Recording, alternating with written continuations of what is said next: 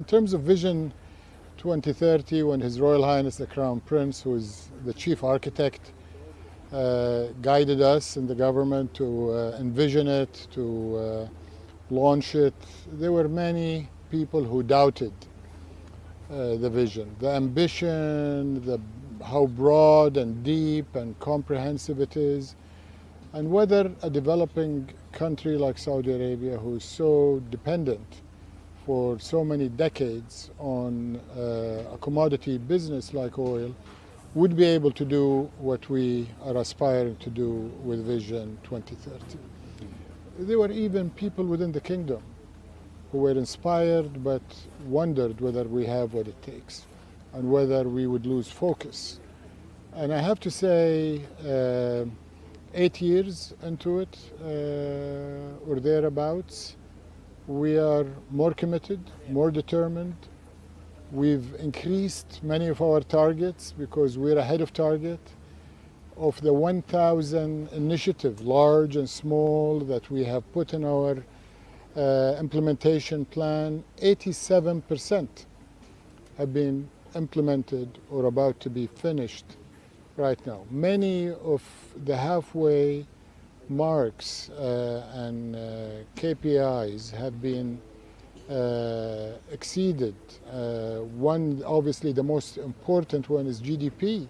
Yeah. When we started, we were about 650 billion US dollars. We were aspiring to get to 1.7, to be number 15th economy. We were number 20. Today we're 1.1 trillion dollars, have grown by about 70%, and we have leapfrogged from 20 to 17 on our way to the target of 15. But more than the numbers, I think qualitatively, we're seeing a balanced growth in the economy. In fact, if anything, we're seeing the balance tending towards the non-oil economy. We're seeing sectors that were not adequately addressed prior to Vision 2030, receiving not just national attention, but global attention. And we're seeing it in the flow of FDI, the flow of investors, the flow of regional headquarters, the flow of talent. And we're seeing this growth, disproportional growth to the new economy of Saudi Arabia, one that is decoupled to a large degree from its dependence on oil, while continuing to address our strengths, which will be for a long time one that is a strong energy provider, diverse energy provider to the world. It's been a journey, and you said this has never been done by a developing nation as well.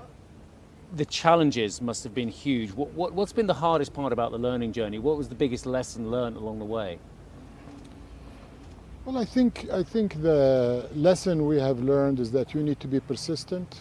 You need to detail your plans. You cannot assume the strategy and the targets by themselves are working. You have to come down from conceptual vision into sector strategies, and the sector strategies have to be translated into specific initiatives. You have to engage all of the stakeholders. The most important are the national stakeholders. So the private sector in Saudi Arabia has been key. They have been a key contributor. And of course, the global investors, technology owners, brands and IPs have to be engaged. And I think importantly, you have to be a government led by a leader who has the trust and confidence of the people. The people of Saudi Arabia have been steadfast, and their commitment to the vision and to the leadership of the company, of the country and the nation and the government is unequivocal. They have been with this journey to achieve the vision, heart and soul, and with sacrifices at times, like during COVID, where the unity of the country was demonstrated, and while many other countries and governments were challenged, Saudi Arabia was leapfrogging ahead. So these are some of the lessons, not only for us, but we hope they will be copied and replicated as applicable by other developing countries, because we believe that rising tide lifts all boats. We want Africa, the Middle East, Asia, other developing countries, Latin America. We have great relationships on multiple fronts with all of them, and we want our lesson of this deep, comprehensive strategic transformation to also be hopefully replicated across the world. When Saudi Arabia turns up in a country, in Italy, in France, United Kingdom, and I know you're off to Germany as well, so people think, great, we're going to get Saudi Arabian investment coming to us as well. Has one of the hardest parts of your job being saying, actually, no, what we are offering is an amazing place for you to invest in our country? I would imagine that's quite a change of mindset for a lot of global partners as well. Has that been a hard change of mindset for you to explain to people, no, Saudi is a place for your money to find a home? You're right. I think the kingdom has been known to be a capital surplus economy, given most of the last 7 decades or so, since the 70s. But it hasn't been very hard, because people around the world are looking for an investment destination that gives them a number of key parameters. They want political stability. They want a country with predictability, with a vision that is going to be there and going to be multi-decade vision at least. They want a country with economic stability. They want a country with breadth of opportunities. They want a country with good location. At a time when energy, sustainable energy, diverse energy, affordable energy has become a key factor again, especially after the European conflict. They want that energy factor as well. They want a country that is young. They want talent. They want access to local talent in the market they're going to, as well as international. Saudi Arabia ticks all of the boxes. Another factor, they want a country with local investors that they can co-invest with.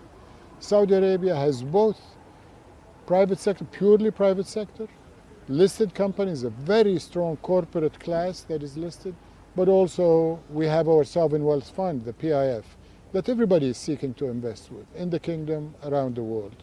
So it's not a hard job to convince people that as you look to invest internationally, Saudi Arabia is one of the top destinations today.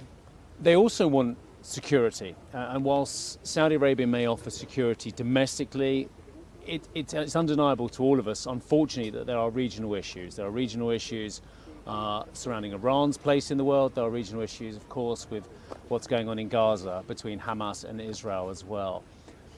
I don't want to get you deep into geopolitics, and that's not what we're here to talk about, but how much do those issues at the moment present challenges for you and the kingdom?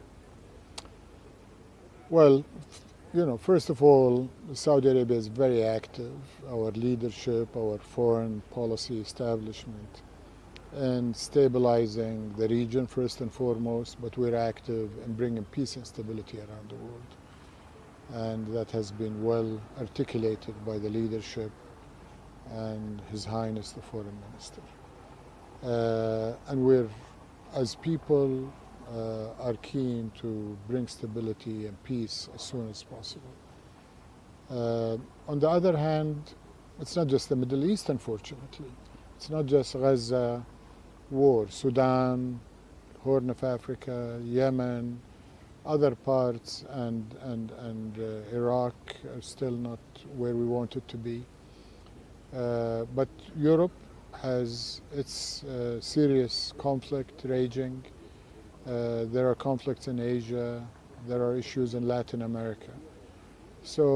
And Saudi Arabia has been a stabilizing force. Our policy, both political, economic, energy, has been a very strong force for global stability, not just on the political and security scene, but I think very, very fundamentally in the economic scene. So what we're doing with Vision 2030 is not getting our eyes off the ball. We believe that one of the biggest contributions we can bring to stability is the example I talked about earlier, the focus on economic prosperity for the people, by the people themselves, engaging our population, engaging our young men and women, engaging our entrepreneurs, and getting them to see the benefit, and getting our neighbors who are perhaps having conflicts and issues to see what Saudi Arabia example looks like, so that hopefully they will replicate it. My last point is,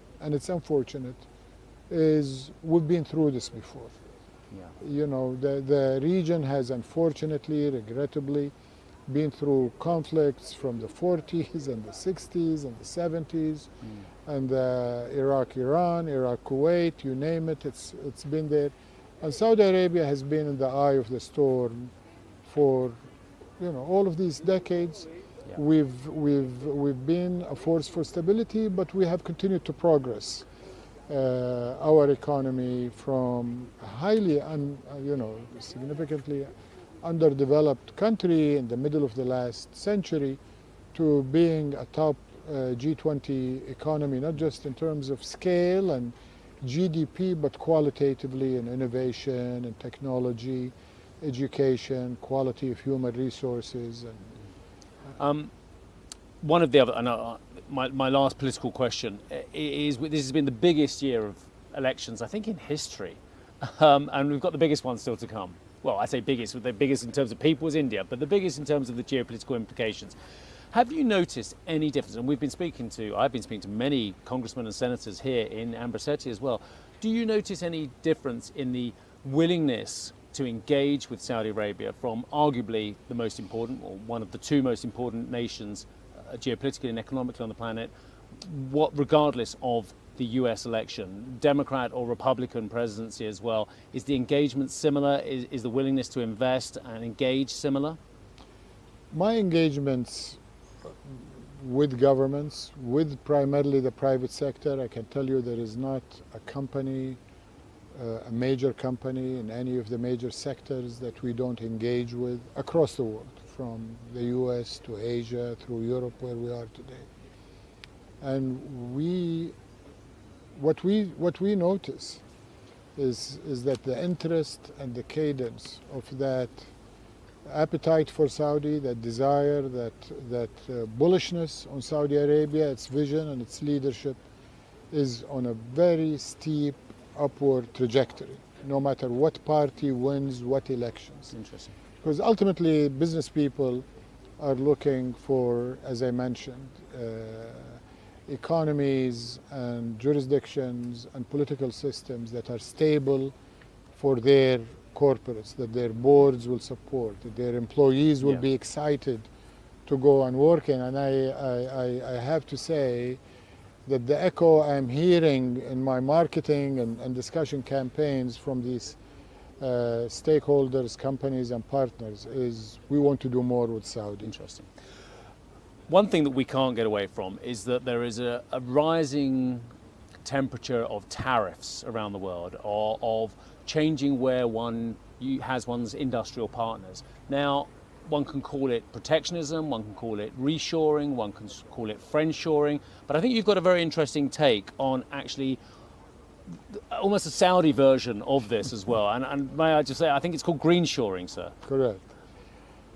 Well, I mean, I think what we've been telling our European friends, if you want nearshoring, we're it. If you want friendshoring, we're it.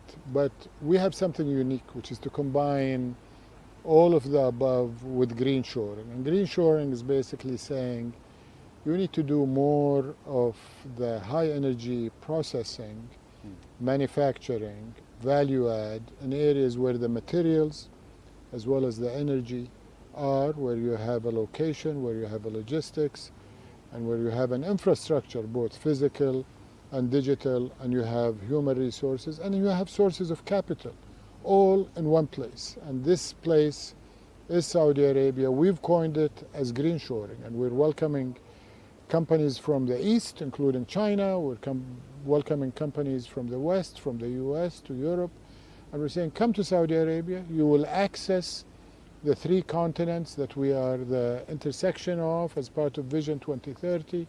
We will address global supply chain resilience issues as we build a new global economy that is certainly moving more electric, as we bring the copper, as we bring the lithium, the cobalt, the other critical materials, rare earth metals, as we address semiconductor shortages, green fertilizers, green chemicals, all in a place that has been proven over many, many decades to be able to build the world's largest projects and do them on schedule, at budget, with excellence, and with the co-investors from the kingdom that are ready to work with these investors. And there is a lot of uptake and a lot of interest. And some projects have been announced, and new ones as part of this campaign that we have started on will be announced very soon.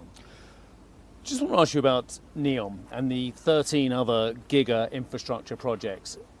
There are a lot of journalists out there, a lot of media and observers who will measure the success of Vision 2030 by the length of the line. Rightly or wrongly, if it's not 175 kilometers or there or thereabouts, it's a failure.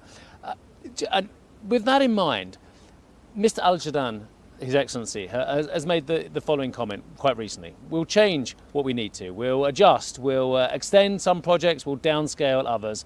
We'll accelerate others as well. I talked to you earlier about the learning process as you go along as well. What do you say to the people out there who are looking at these amazing projects from, I think it's the Octagon, the Line, Sindala Island, and others as well, who just look at the level of completion of those projects as the measure of whether this is succeeding or failing? Well, Neom is a city for the future. It will ultimately have 5 million residents. You cannot go from 0 to 5 million in 2 years or 5 years or 10 years. 5 million is the population of many serious countries and economies around the world. So all along it was meant to be done over time. And I think it would be highly, highly foolish to build the city of Neom over 170 kilometers, 500 meter wide, in a fast period of time before building the economic system around it to support it and to make it sustainable. So it's always been a bet on the future. Saudi Arabia's open laboratory for the world to co-discover, co-create, co-imagine the future economy, the future of living in this amazing city that His Royal Highness has launched, which is called Neom. So doing 3 modules in phase 1 is quite ambitious. But the 170 kilometer spine is going to be built first. And you can view it from Google Earth. You can see I've seen the amount of construction. I've been there. It is amazing. I've done projects all my life, big and bigger projects, giga projects. Nothing even approaches it, and probably in human history. Look at Trojena. Trojena will be open in a couple of years. A ski resort for the first time in the Middle East. 365 days a year. From nothing, and it's already taking shape. Sindala will be open soon. 3 amazing resorts with a yacht marina and all of, and it's going to put some of the global iconic resort destinations to shame, I'm afraid to say, for them. And it's just one of many. Shusha Island, Oxagon Industrial City is, and its port is deep into construction. The world's by far largest green hydrogen project is past the 50% completion, and it's an $8.5 billion green hydrogen project that is going to bring that economy of hydrogen to scale, and probably will be the first of many to our new national champion, Aquapower, which has taken the Neom experience of green hydrogen not only to other places within the kingdom, but they're signing and committing capital in other locations where green energy is available. And we will be able to provide that energy to places like Europe, where they need to displace coal and high carbon intensity industry with hydrogen. So these is just the early fruits of Neom that we are delivering, not only for us in Saudi Arabia, but for the global community. So final questions, or question. We obviously don't operate in a vacuum. We've talked a little bit about the political situation, the geopolitical situation, but we haven't talked about the global economy. I'd love to get your take on what we're seeing at the moment. High interest rates in Europe and the United States. They are coming down in Europe. We think very soon they're going to come down in the US. Real concerns about Chinese growth as well. Just really your take on the global economy and the key challenges we're facing. I think we're in a much better place than 2 years ago. I was here 2 years ago for this conference, and it was gloomy. The war was breaking out, energy prices were high, food security was in question, inflation was double digits in some major economies, and interest rates were rising, and employment was stressed. So fast forward where we are now, we've seen inflation arrested, we've seen interest rates start to come down. I think the risk barometer is slowly coming down. We're very vigilant in Saudi Arabia. We're managing our risks. We're concerned about rising debt in both developed and developing countries, so we always watch and make sure that we do what we can in encouraging countries and corporates. And in Saudi Arabia, on debt, we have maintained our debt to GDP below 30%, and even during Vision 2030, as our economy went up, our debt was going up slower. As a result, we've actually, percentage of GDP has been coming slower. Our corporate sector is very healthy with low leverage. Trade for the kingdom is wide open. We're not taking the severe measures of protectionism. We just introduced our investment law, which is a landmark law that my colleagues in the ministry were instrumental in crafting it and introducing it, and the government and the Council of Ministers and His Royal Highness Crown Prince blessing it. This is a law that actually bucks the trend, because it opens up the country and it solidifies what we're known for, a level playing field where investors from around the world can come and compete on their merit, on their capabilities, on their technologies, on their access to markets, rather than on their nationality. So this is the spirit of Saudi Arabia. We see the risks. We argue for multilateralism in trade and investment. We're very active in these global fora. In our bilateral discussions, we also try to encourage an open, competitive field. We believe that globalization will survive. It has to. We've got billions of people who are below the poverty, and that needs to come into prosperity. So they need access to low-cost advanced materials, to food, to green commodities, to decarbonize the planet, while the population continue to rise in the developing world, especially in our neighborhood, Middle East and Africa and South Asia. And Saudi Arabia wants to be a force for providing that and a catalyst for helping others to also see that this is the only way to go.